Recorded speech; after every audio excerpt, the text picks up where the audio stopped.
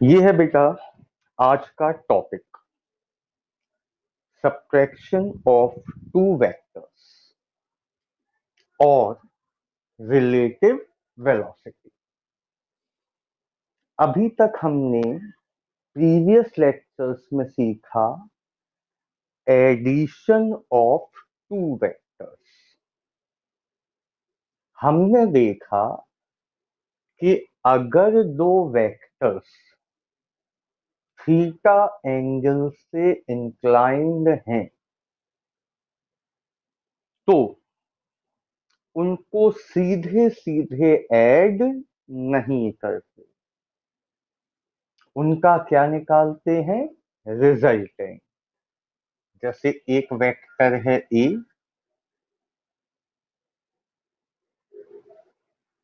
मान लीजिए 4, बी है 3 और इनके बीच में एंगल है 90। मैं आपसे कहूं बेटा what is A vector plus B vector, तो क्या आप 4 + 3 7 आंसर लिखोगे? बताइए, क्या आप इन्हें सीधे सीधे ऐड कर पाओगे? बिल्कुल नहीं कर पाओगे, क्योंकि अगर सीधे सीधे ऐड कर दोगे तो इस एंगल का क्या होगा। इसलिए इनके एडिशन को लिखा जाता है आर वेक्टर। मतलब जब ए और बी को ऐड करेंगे तो आएगा रिजल्ट आर। अब ये रिजल्ट आएगा कैसे? आर इक्वल होगा √a² + b² + 2ab cos theta. यही सीखा है हमने। और इसकी डायरेक्शन, इसका angle b sin theta upon a plus b cos theta. ठीक है बेटा, ये हम सीख चुके हैं वेक्टर एडिशन लॉ में कि अगर दो वेक्टर्स किसी एंगल से इंक्लाइंड हैं तो उनका एडिशन डायरेक्ट नहीं होगा।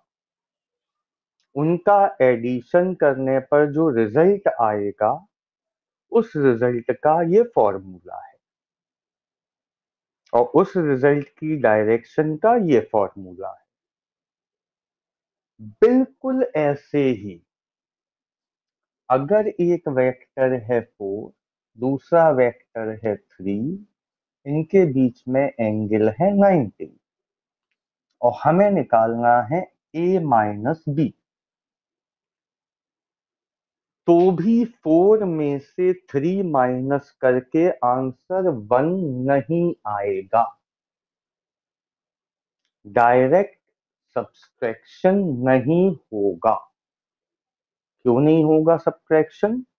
क्योंकि इनके बीच में क्या गिवन है आपको, एंगल। इतना आपकी समझ में आया? तो ए और बी को जब सब्ट्रैक्ट करेंगे तो रिजल्ट आएगा आर। उस आर का फॉर्मूला क्या होगा, a² + b² minus 2ab cos theta. तो क्या फर्क आया एडिशन और सब्ट्रैक्शन के रिजल्ट में?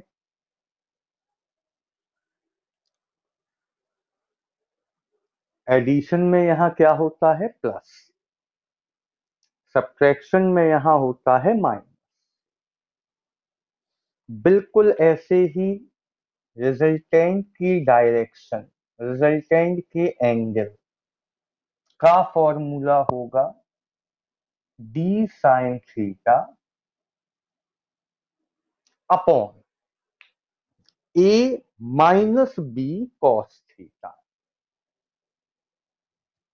इतनी चीज आपको क्लियर हुई?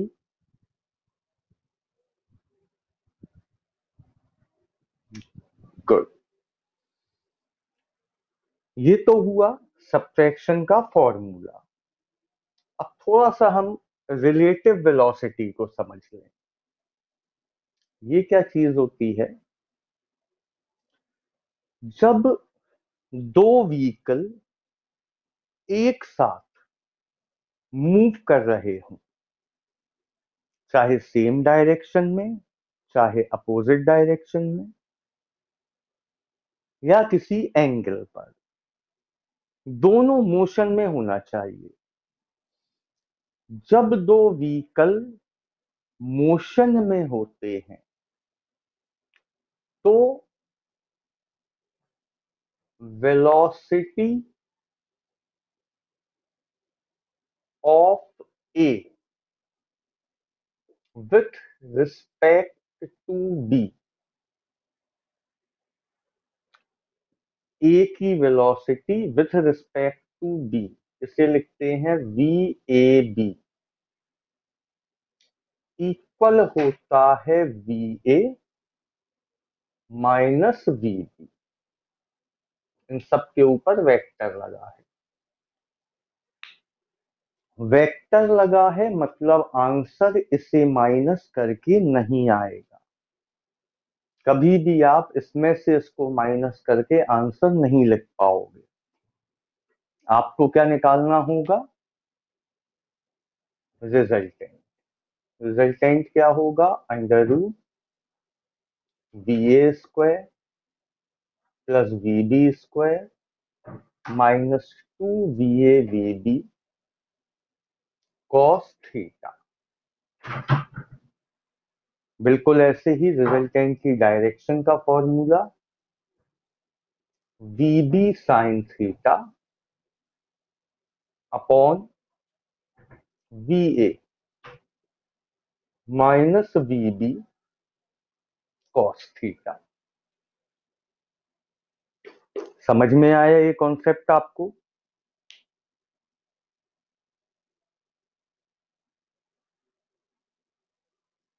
ये ये कॉन्सेप्ट तभी लगता है जब दोनों व्हीकल मोशन में हो।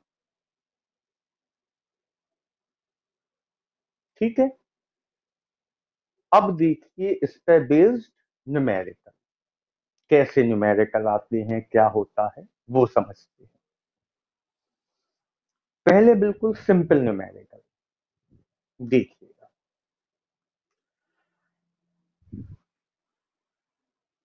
हम बुकलेट के हिसाब से चलते हैं। बुकलेट का न्यूमेरिकल नंबर 1।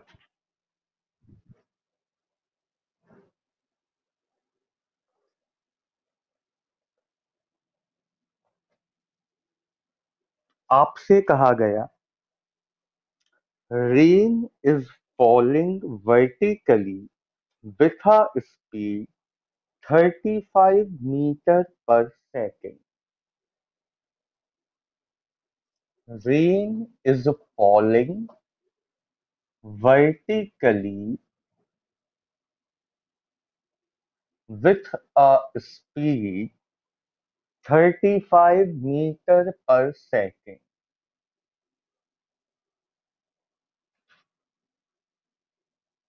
ठीक है, बारिश ऐसे गिर रही है। Wind blowing with a speed 12 meter per second east to west. हवा चल रही है ईस्ट टू वेस्ट, ऐसे। इसको ऊपर लिख देते हैं।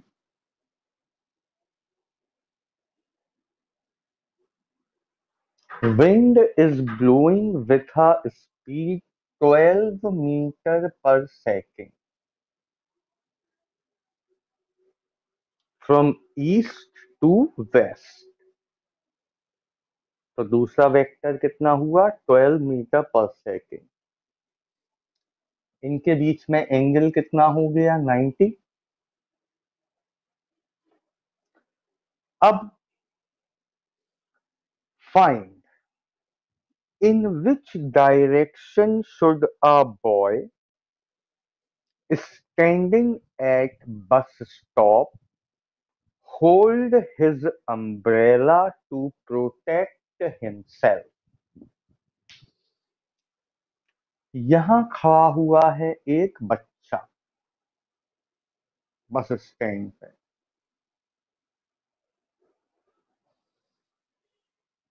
उसे अम्ब्रेला बिल्कुल सीधा लगाना चाहिए या हल्का सा तिरछा।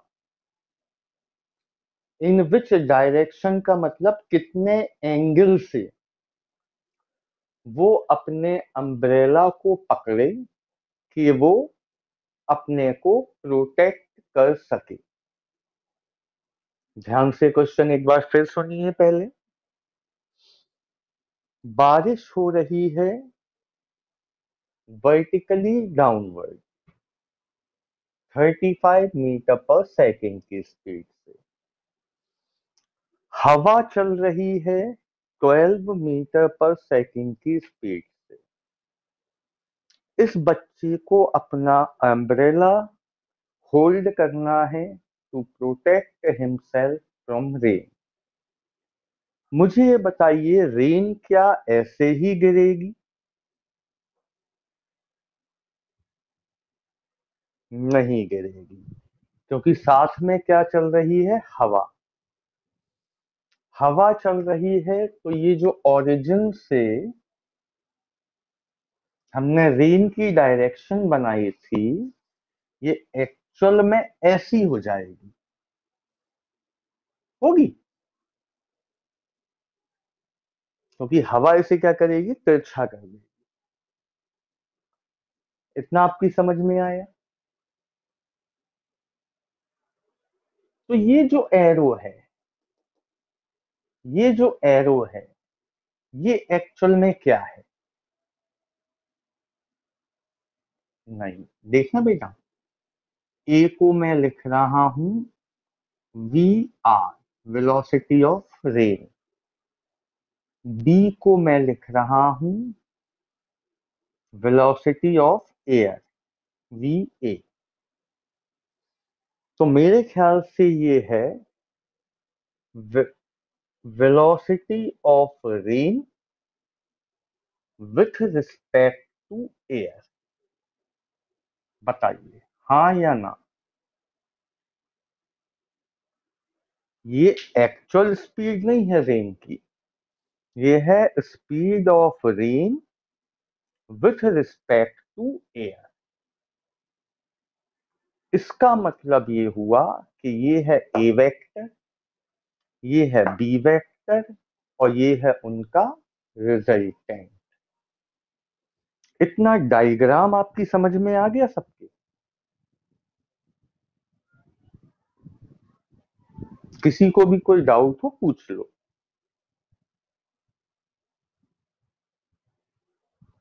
बेटा कॉम्पिटेटिव एग्जाम्स के लिए बहुत इंपॉर्टेंट क्वेश्चन है ये।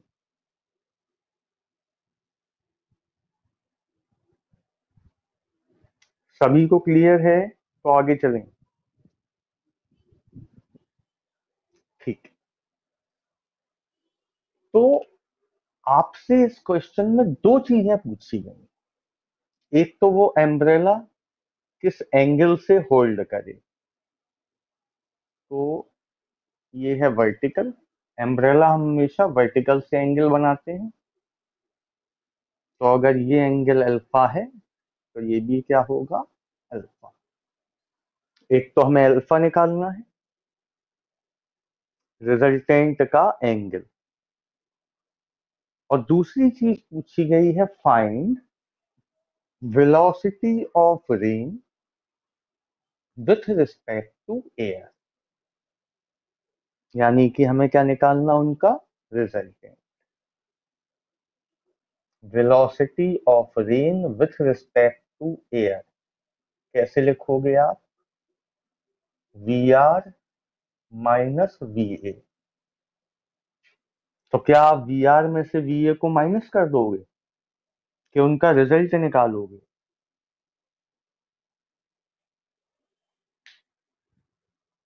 रिजल्ट ही निकलेगा दोनों का। आराम से देख लीजिए, कोई डाउट हो तो पूछ लीजिए।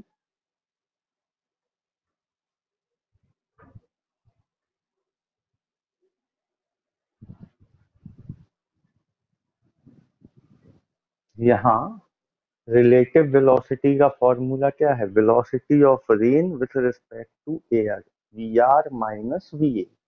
बट एक्चुअल में वी आर में से वी ए माइनस नहीं होता, इनका क्या निकाला जाता है? रिजल्टेंट। तो रिजल्टेंट क्या आएगा? V R square plus V A square two V R V A cos theta. ठीक है, वैल्यू रखिए जरा, देखिए क्या आता है।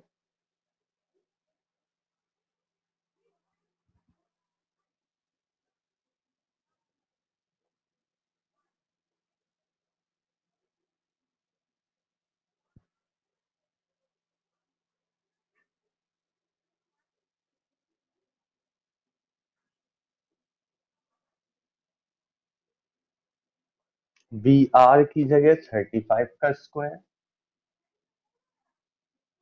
Plus 12 square minus 2, 35 into 12 into cos 90। Cos 90 होता है 0, तो इतना पोर्शन हो गया 0।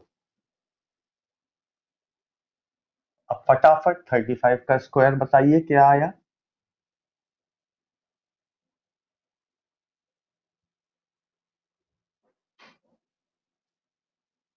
1225 और 12 का स्क्वायर 144।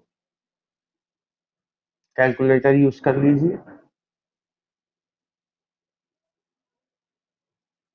1269 कितने का अंडर रूट होगा?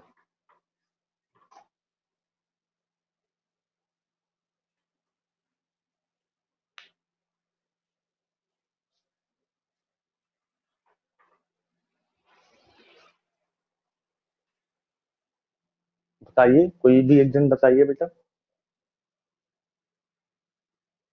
1369 होगा। 549426 213, सॉरी 1369।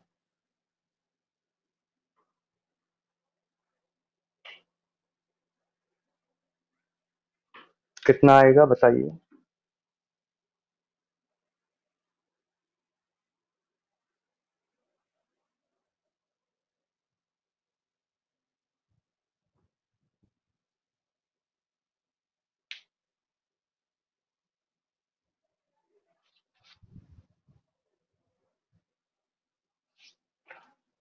कोई बताएगा?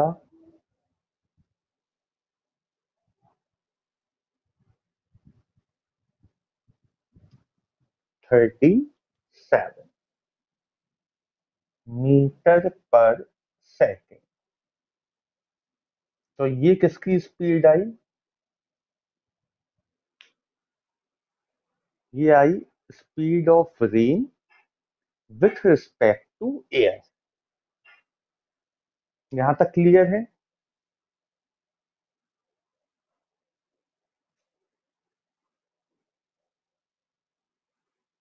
अब दूसरी चीज हमें चाहिए, एंगल अल्फा। तो यहां क्या होगा? बी कौन था? वी ए कौन था? वी आर,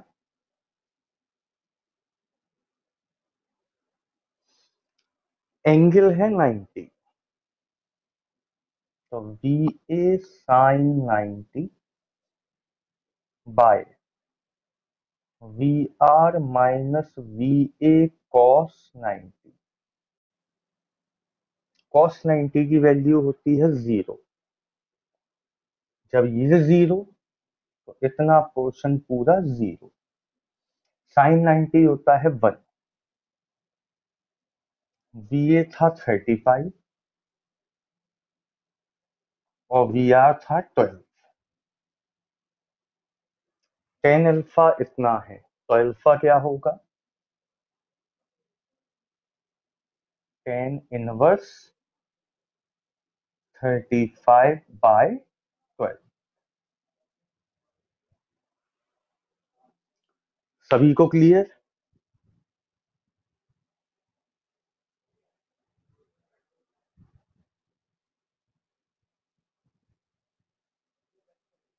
उल्टा लिख दिया क्या मैंने value? V, oh sorry, V A 12 था, 35, तो 12/35।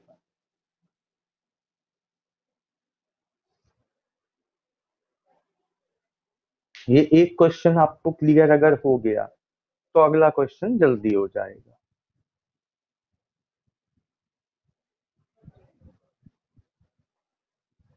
सेकंड क्वेश्चन में कहा गया, rain is falling vertically with a speed 25 metre पर second. Rain is falling vertically with a speed 25 meter per second. A cyclist going with a speed 10 meter per second from east to west direction. Cyclist 10 metre पर second से east to west जा रहा है। अब what is the apparent speed and direction of rain? आपसे rain की apparent speed पूछी है, मतलब velocity of rain with respect to cyclist. Apparent का मतलब होता है रिलेटेड, जो एक्चुअल ना हो। एक्चुअल तो 25 था, बट उस साइक्लिस्ट को स्पीड कुछ और दिखेगी क्योंकि वो भी मोशन में है। क्वेश्चन क्लियर है?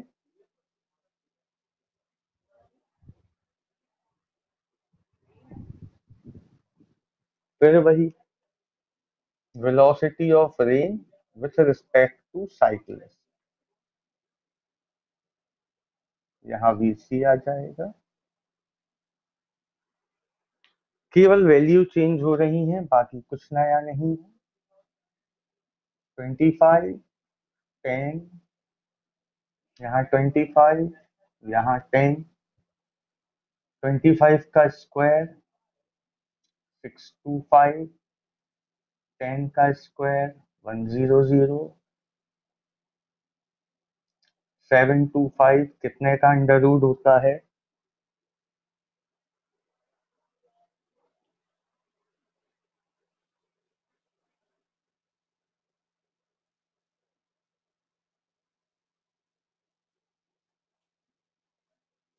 देखिए और बताइए 725 कितने का अंडर रूट होता है?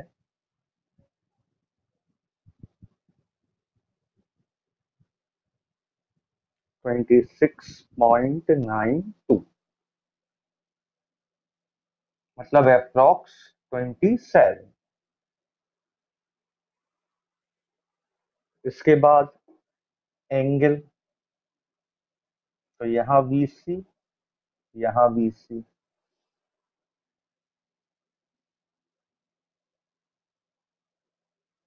वीसी है 10, तो ऊपर आएगा 10, नीचे 25, मतलब 2/5।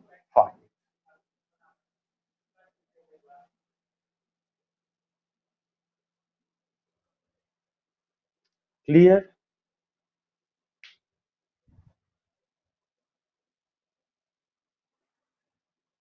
तो ये तो था रेन और साइक्लिस्ट या एयर वाले क्वेश्चन। अब जो क्वेश्चन आएगा इससे आपको आगे तक का कंसेप्ट क्लियर होगा, देखना।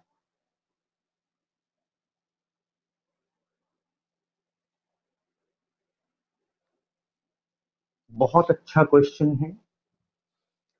मुझे ये बताइए, एक्सेलरेशन की डेफिनेशन क्या होती है?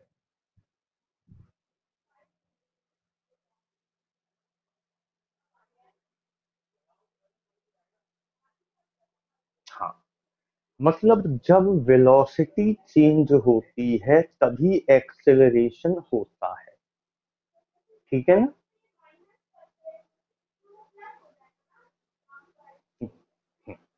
आज अपना ये कॉन्सेप्ट फेल हो जाएगा, देखना कैसे। थर्ड क्वेश्चन, हमारे पास एक जेट प्लेन है जो सर्कुलर मोशन कर रहा है, ऐसे घूम रहा है। ये है ओरिजिन, सेंटर, यहां तक की रेडियस आपको गिवन है 100 मीटर, ठीक है। अपने मन से ले रहा हूं मैं, क्वांटिटी कुछ भी आ सकती है, क्योंकि यहां से जेट प्लेन ने चलना स्टार्ट किया ए पॉइंट से।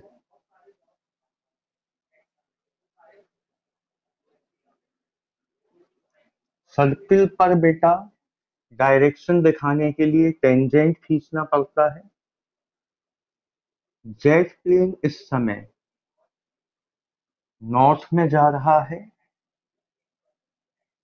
40 मीटर पर सेकंड की स्पीड से। नॉर्थ में जा रहा है 40 मीटर पर सेकंड की स्पीड से। अब ये जेट प्लेन 90 डिग्री घूमकर बी पे आया।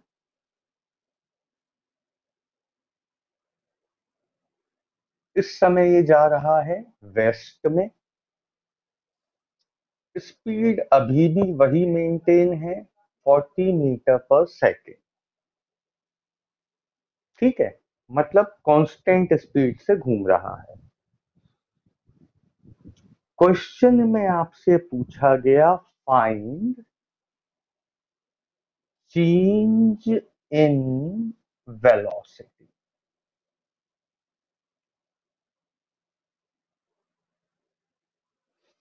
आप में से कोई बताएगा क्या आएगा आंसर?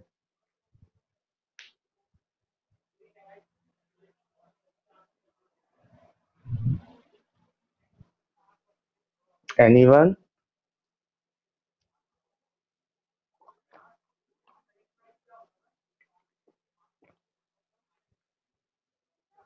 अगर हम 9th 10th क्लास में होते तो हमारा आंसर क्या होता, अच्छा बताओ।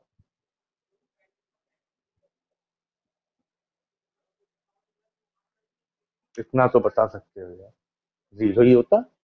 हम क्या करते, V1 - V2, जीरो लिख देते। लेकिन अब हम ऐसा नहीं कर सकते। कोई बताएगा क्यों नहीं कर सकते हम? सीधे सीधे 40 में से 40 माइनस क्यों नहीं कर सकते?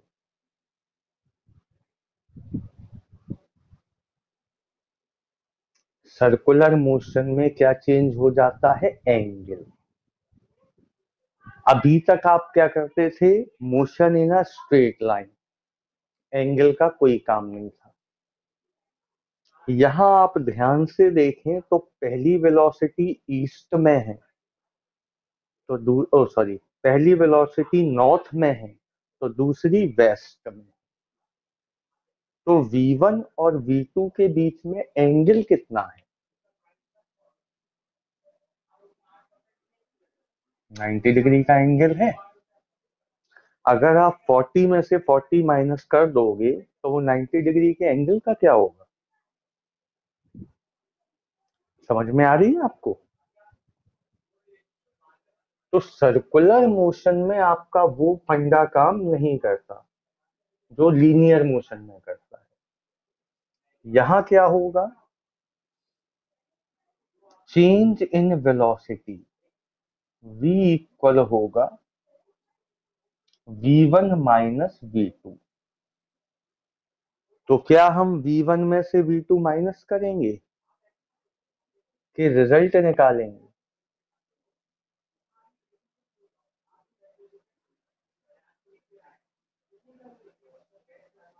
यही होगा।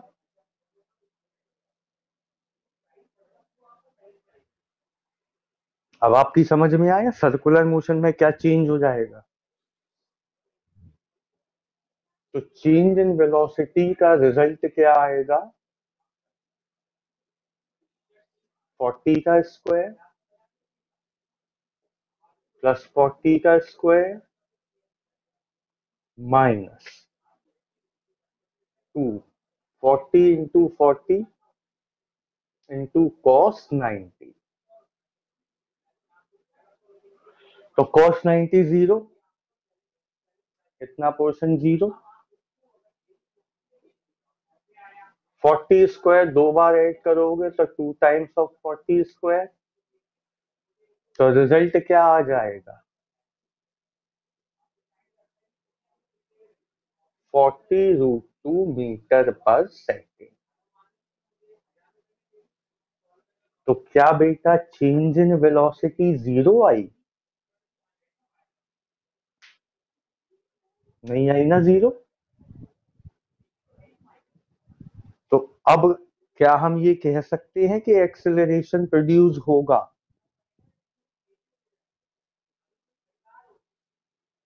बिल्कुल होगा, क्योंकि जब वेलोसिटी चेंज हो रही है तो एक्सेलरेशन भी प्रोड्यूस होगा।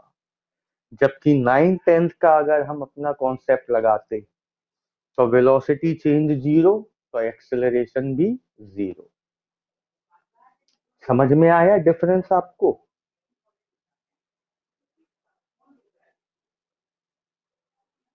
सभी को कॉन्सेप्ट क्लियर हुआ बेटा?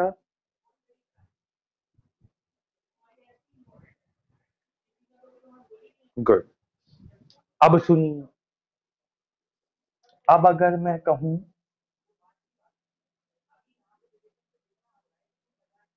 कि ए से हमने जेट प्लेन चलाना शुरू किया 40 मीटर पर सेकेंड और पूरा 180 डिग्री घूमकर हम आ गए बी पर। अगर हम पहले नॉर्थ में थे तो अब साउथ में जा रहे होंगे। स्पीड अभी भी है 40 मीटर पर second. Find change in velocity.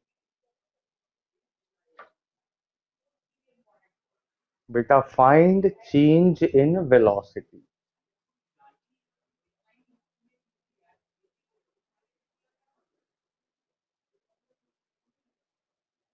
तो अब आप क्या करोगे,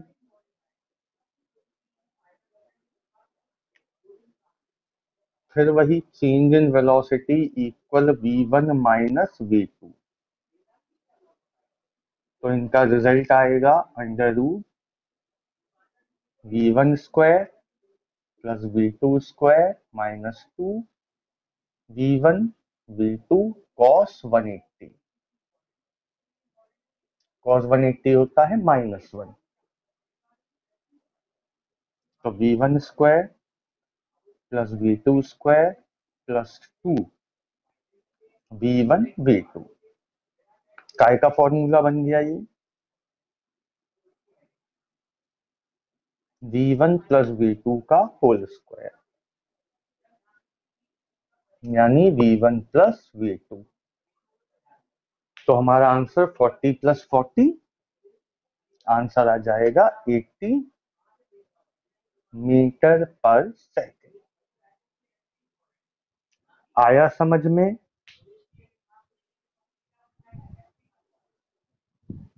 गुड। तो ये कॉन्सेप्ट था सर्कुलर मोशन का। अब आते हैं हम स्ट्रेट लाइन मोशन पे। देखना, अब देखिएगा,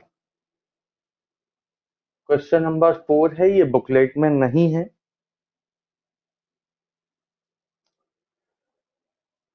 एक व्हीकल है ए, जिसकी स्पीड है 20 मीटर पर सेकेंड ईस्ट। दूसरा व्हीकल है बी, उसकी स्पीड है 10 मीटर पर सेकेंड ईस्ट। आपसे कहा गया find velocity of A with respect to B. ठीक है, velocity of A with respect to B. इसे भी ए लिख दे रहे, इसे भी बी। तो मैंने शुरू में ही इसका फॉर्मूला लिखवाया था, V A B equal V A minus V B. ये जनरल फॉर्मूला है रिलेटिव वेलोसिटी का। इससे हम कभी भी आंसर नहीं निकालेंगे। आंसर कैसे निकलेगा? रिजल्टेंट से। Under root V A square plus V B square minus 2 V A V B cos zero. Cos zero क्यों लिखा मैंने, कोई बताएगा?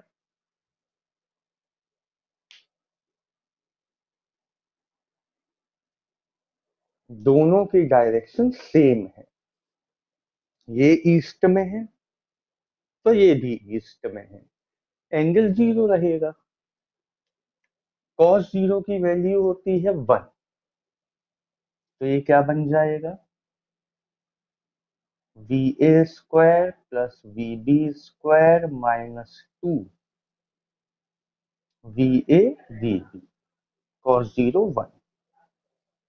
तो फॉर्मूला बन जाइए under root V A minus V B का होल स्क्वायर। स्क्वायर से रूट कैंसिल हुआ, क्या आया? V A minus V B, यानी कि 20 - 10।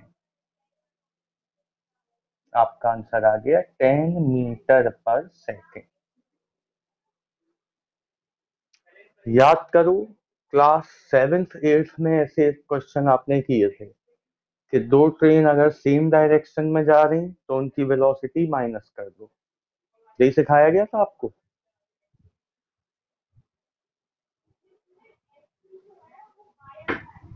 ऐसे न्यूमेरिकल्स किए थे आपने पहले कभी? अगर दो व्हीकल सेम डायरेक्शन में जा रहे हो तो उनकी वेलोसिटी माइनस कर दो। तो क्यों माइनस होती उनकी वेलोसिटी? रीजन आपके सामने है। ठीक है,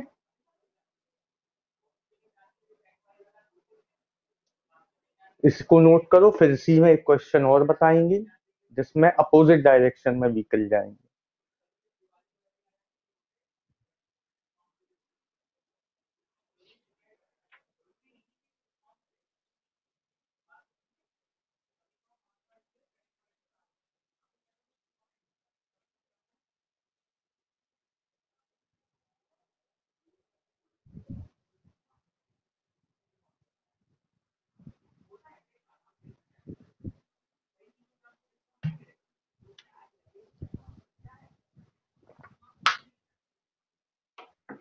अब देखिए, अगर दो ट्रेन ऐसे जा रही हैं, एक ईस्ट में दूसरी वेस्ट में, तो एंगल कितना लोगे?